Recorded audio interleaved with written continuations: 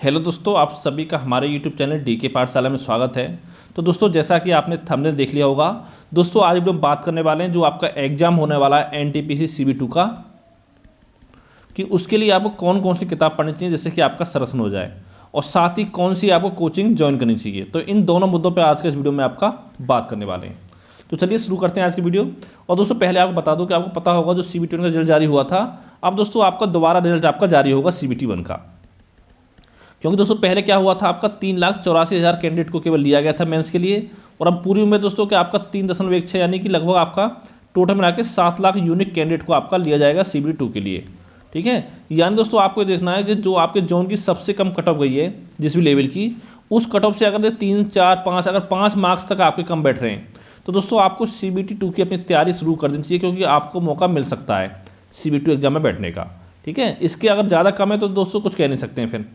तो दोस्तों उसके बात करने वाले हैं कौन सी आपको बुक पढ़नी चाहिए, और पहले बात करते हैं कि आपका एग्जाम कब तक हो सकता है। तो दोस्तों जो आपका CB2 का एग्जाम है, ये मान चलिए अगर आयोग यानी सरकार आपका कितना भी जल्दी कराए तो दोस्तों ये आपका एग्जाम अप्रैल से पहले तो नहीं होगा, अप्रैल से पहले नहीं होगा। यानी कि कम से कम दोस्तों 2 महीने का समय आपके पास है, पूरा फेब पड़ा हुआ, पूरा आपका मार्च है। ठीक है, यानी कम से कम 60 दिन का समय तो आपके पास मिनिमम है ही है तैयारी करने के लिए। तो दोस्तों बात करते हैं कौन सी आपको बुक पढ़नी चाहिए। सबसे पहले दोस्तों बात करते हैं हम रीजनिंग के लिए, कि रीजनिंग के लिए आपको कौन सी बुक पढ़नी चाहिए एनटीपीसी के लिए। तो देखिए दोस्तों यहाँ पर आपकी 2 टाइप की रीजनिंग पूछी जाती है। एक दोस्तों आती है वर्बल रीजनिंग, और एक दोस्तों आपकी आती है लॉजिकल रीजनिंग। लॉजिकल रीजनिंग, लेकिन दोस्तों यहाँ पर आपकी नॉन वर्बल रीजनिंग नहीं आती है, यानी जिसमें आपके फिगर वगैरह होते हैं कि पेपर कटिंग हो गया, पेपर फोल्डिंग हो गया, वो चीज़ आपकी नहीं पूछी जाती है, क्योंकि पेपर आपका ऑनलाइन होता है तो इन चीज़ों में आपका दिक्कत होती है देखने में स्क्रीन पर। ठीक है, तो ये 2 रीजनिंग पूछी जाती है। तो दोस्तों वैसे तो मार्केट में बहुत सारी बुक आती हैं रीजनिंग के लिए, लेकिन दोस्तों मैं आपसे बोलूँगा कि आप एक बुक आती है अरिहंत की, मास्टर रीजनिंग, इसको खरीद लें मार्केट से।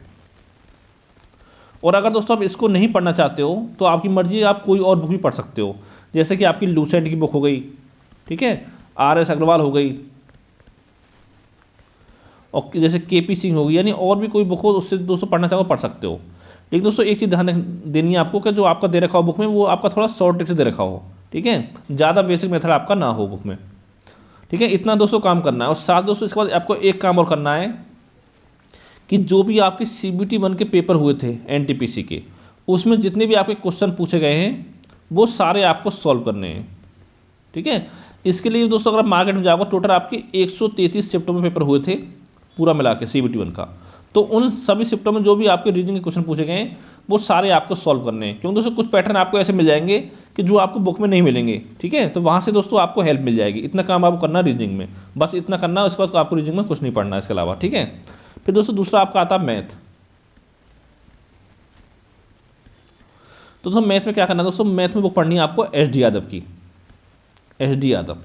लेकिन दोस्तों इस बुक में थोड़ी कमी है। कमी क्या है, जैसे कि दोस्तों आपका सांख्यिकी चैप्टर हो गया, ठीक है, ये चैप्टर आपका नहीं दे रखा है इस बुक में, और साथ ही जो आपका बीजगणित है वो भी अच्छे से नहीं दे रखा है, और साथ ही आपका त्रिकोणमिति है, ये भी दोस्तों आपका अच्छे से नहीं दे रखा है। और थोड़ा बहुत जैसे दोस्तों जो आपकी ज्यामिति वगैरह आती है तो इसके लिए आप किसी और बुक से पढ़ सकते हो। ठीक है, ये 4 चैप्टर आपके इसमें सही से नहीं दे रखे, और बाकी सारा आपका SD यादव से कवर हो जाएगा, DI भी कवर हो जाएगा SD यादव से, बाकी सारे चैप्टर। और लेकिन दोस्तों कभी कभी क्या होता है, जैसे आपका CBT1 का पेपर हुआ था, उसमें दोस्तों कई शिफ्टों में आपका रोमन संख्याओं से क्वेश्चन पूछे गए थे। ये दोस्तों रोमन संख्या आपको किसी भी बुक में नहीं मिलेंगी। ठीक है, और दोस्तों कुछ में शिफ्टों में आपके सेट थ्योरी से भी एक आध क्वेश्चन पूछे गए थे। तो दोस्तों ये सारे क्वेश्चन आपको हमारे यूट्यूब चैनल पर सॉल्व करा दिए गए हैं, वहाँ पर जाके आप देख सकते हो। और साथ ही सांख्यिकी करा दिया, बीजगणित करा दिया, त्रिकोणमिति करा दिया है। ठीक है, जितने पैटर्न का आपका एग्जाम में क्वेश्चन बनेगा वो सारे आपको कवर करा दिए हैं। और साथ ही दोस्तों आपको एक काम करना है, जो भी आपके CBT1 में पेपर में पूछे गए मैथ क्वेश्चन पूरी 133 शिफ्टों में, वो भी आपको सॉल्व करने हैं। और दोस्तों इसके लिए मैं एक सीरीज चला दूंगा अलग से, उसमें आपको सारे क्वेश्चन आपको सॉल्व करा दूंगा जो भी आपके CBT1 में पूछे गए हैं। ठीक है, तो इतना काम करना है आपको मैथ के लिए। फिर दोस्तों आपका आता है GK। इसमें दोस्तों क्या करना है आपको, देखिए एक तो दोस्तों इसमें आपका करंट अफेयर आता है, और एक दोस्तों आपका आता है कंप्यूटर, और बाकी दोस्तों आपको GK GS में पूछा जाता है, जिसमें जनरल साइंस भी होता है, सारा आपको पूछा जाता है। तो देखिए करंट अफेयर दोस्तों कब से कब तक पढ़ना है आपको, तो दोस्तों आपको 1 जनवरी 2021 से लेके जब भी दोस्तों आपका एग्जाम होता है, जैसे मान लो आपका एग्जाम 15 अप्रैल को स्टार्ट होता है, ठीक है, तो ये मान चलो आपको 25 मार्च तक का करंट अफेयर आपको पढ़ना है, यानी कि एग्जाम से 15-20 दिन पहले तक का करंट अफेयर आपको तैयार करना है 1 जनवरी 2021 से लेकर, ठीक है। इसके लिए दोस्तों कौन सी बुक पढ़नी है दोस्तों, मैं इसके लिए आपको 2 बुक बताऊंगा। एक दोस्तों पढ़ सकते हो आप, इसमें बुक आती है एडुटेरिया, ठीक है, थ्योरी वाला जाता है। अगर दोस्तों आप इसको नहीं पढ़ना चाहते तो कोई और बुक पढ़ना चाहते हो उसको भी दोस्तों आप पढ़ सकते हो, आपकी मर्जी है जिसको आप पढ़ना चाहते हो, लेकिन आपको ज़्यादा मैगजीन नहीं पढ़नी है, ठीक है, केवल एक पढ़नी है थ्योरी मैगजीन। और दोस्तों इसके अलावा आपको एक काम और करना है, इसमें एक बुक आती है आपकी इंडस्ट्री की, ठीक है, जिसमें मेनली आपके क्वेश्चन होते हैं वो आपको एमसीक्यू फॉर्मेट में होते हैं दोस्तों। उसके बाद आपको इससे रिवीजन करना है, ठीक है, इतना करना है आपको करंट अफेयर के लिए, क्योंकि अभी आपका 2 महीने का समय कम से कम है, तो आप इतना तैयारी कर सकते हो। और साथ ही दोस्तों आपको कंप्यूटर के लिए या तो दोस्तों एक बुक आती है अरिहंत की पतली सी, उसको आप पढ़ सकते हो। अगर इसको नहीं पढ़ना है तो दोस्तों लूसेंट की बुक आप पढ़ सकते हो कंप्यूटर की। इन दोनों में से केवल आपको एक बुक पढ़नी है, दोनों आपको नहीं पढ़नी है। फिर दोस्तों आपका जीके जीएस आता है, तो दोस्तों इसके लिए पढ़ना है आपको लूसेंट जीके, ठीक है, पूरा आपको अच्छे से कंप्लीट करना है, कम से कम 4-5 बार आपको पढ़ना है। और साथ में जो आपका इसमें बाद में रखा है खेलकूद विविध वगैरह, ठीक है, वो सारा आपको कवर करना है इसमें, ठीक है, इतना काम करना है दोस्तों जीके में। और दोस्तों इसके अलावा आपको जो भी आपके CBT 1 के पेपर हुए हैं, ठीक है, जीके जीएस के क्वेश्चन अब पूछे गए हैं, वो सारे आपको सॉल्व करने हैं, पूरे 133 शिफ्ट के, ठीक है, इतना दोस्तों आपका काम हो गया। अगर दोस्तों इतना करने के बाद अगर आपको लगता है कि आपका एग्जाम थोड़ा लेट होता है, अप्रैल में ना होकर मई में होता है, जून में होता है, तो साथ दोस्तों आपको एक काम और कर लेना है कि आपका एक बुक आती है स्पीडी की, वैसे इसकी 2 बुक आती है, तो आती है आपकी सामान्य अध्ययन, एक आती है आपकी सामान्य विज्ञान। तो दोस्तों आपको सामान्य अध्ययन की बुक लेनी है। इसमें दोस्तों क्या है आपका लगभग मान चलिए 1992 से लेकर आपके 2019 तक जितने भी दोस्तों आपको पेपर हुए रेलवे के, NTPC के, ALP के, ठीक है, और साथ में ग्रुप डी के, उन सभी का आपके जो क्वेश्चन पूछे गए हैं वो सारे इस बुक में आपके दे रखे हैं। तो दोस्तों ये भी आप सॉल्व कर सकते हो। उससे तो देखिए दोस्तों फायदा क्या होगा, क्योंकि पता होगा दोस्तों आपको 120 क्वेश्चन आपको पूछे जाएंगे और 90 मिनट का आपको समय दिया जाता है एग्जाम में, ठीक है। तो उसमें दोस्तों क्या होगा, आपका पेपर छूट जाता है। क्यों छूट जाता है कि मैथ रीजनिंग में आपकी स्पीड होनी चाहिए। अगर दोस्तों आपको जीएस अच्छा है आपका, तो अगर 50 में से अगर आप 40 क्वेश्चन कराते हो जीएस जीके में करंट अफेयर में आके, तो दोस्तों समझ लो कि आपको पूरे चांस आपके बढ़ जाएंगे सिलेक्शन लेने के। अगर इसके अलावा दोस्तों अगर आप 30 क्वेश्चन भी करते हो मैथ रीजनिंग में, एक में 25 में 30 भी करते हो, तो भी दोस्तों आपका सिलेक्शन हो जाएगा CB2 में, ठीक है। ये चीज़ आपको समझनी होगी। तो दोस्तों ये आपको पढ़ना जब आपको लगता है कि पेपर आपको थोड़ा लेट होता है, तो इतना दोस्तों अगर कर लोगे। और साथ ही आपको एक काम करना है, जब भी आपका एग्जाम हो तो उससे पहले दोस्तों आपको एक ऑनलाइन आपको टेस्ट सीरीज ज्वाइन करनी है, ऑनलाइन टेस्ट सीरीज। जो दोस्तों आपकी इच्छा हो उस टेस्ट सीरीज को आप ज्वाइन कर सकते हो। आपको करना क्या है, ये नहीं करना कि डेली आपने 2 टेस्ट देने हैं, आपको हफ्ते में मांग चलिए, या तो अभी सब स्टार्ट कर सकते हो कि वीक में आपको 1 टेस्ट देना है, 1 टेस्ट, ठीक है। और कम से कम आपको 10 से 15 टेस्ट तो कम से कम आपको देने हैं।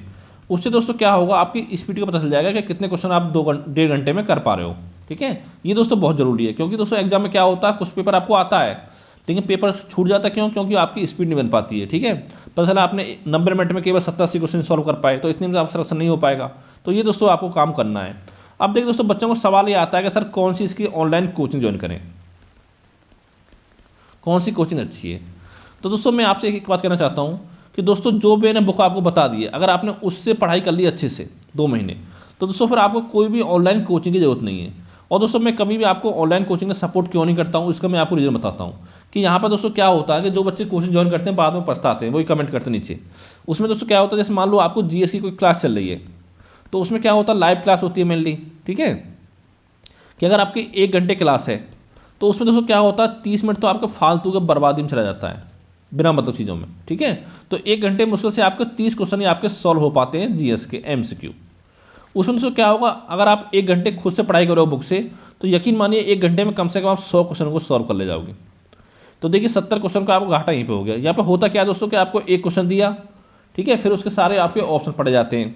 फिर क्या होता है कि आपको 25 से 30 सेकंड का समय दिया जाता है कि इस क्वेश्चन का आंसर दो। फिर आप कमेंट करते हो, फिर आपके कमेंट पढ़े जाते हैं। कुछ बच्चे कमेंट करते हैं कि मेरी गर्लफ्रेंड छोड़ के भाग गई, किसी का बॉयफ्रेंड छोड़ के भाग गया, तो इन कमेंटों को पढ़ा जाता है। तो इसमें दोस्तों बहुत, यानी ये समझो कि आपको 1 क्वेश्चन में ही कम से कम आपका 1 मिनट का समय जो बर्बाद कर दिया जाता है। तो इसे दोस्तों मना करता हूँ कि आपको कहीं भी ऑनलाइन कोचिंग जरूरत नहीं है। जितना है दोस्तों आपको पूरा बुक से पढ़ना है। अगर हाँ दोस्तों, अगर मान लो कोई टॉपिक आपका ऐसा है कि जो आपको समझ में नहीं आ रहा है, तो उसके लिए दोस्तों आप यूट्यूब वगैरह पर जाकर देख सकते हो। लेकिन दोस्तों आपसे बोलूँगा कम से कम आप डेली 8 घंटे की स्टडी करें, 2 महीने 8 घंटे स्टडी, ठीक है, और 8 घंटे आपका सोना हो गया, स्लीप हो गया, ठीक है। और दोस्तों बचे जो 8 घंटे उसमें दोस्तों आप कुछ भी कर सकते हो, खाना पीना नहाना धोना हो गया आपका, ठीक है, और चाहो तो कोई मूवी वगैरह देख सकते हो।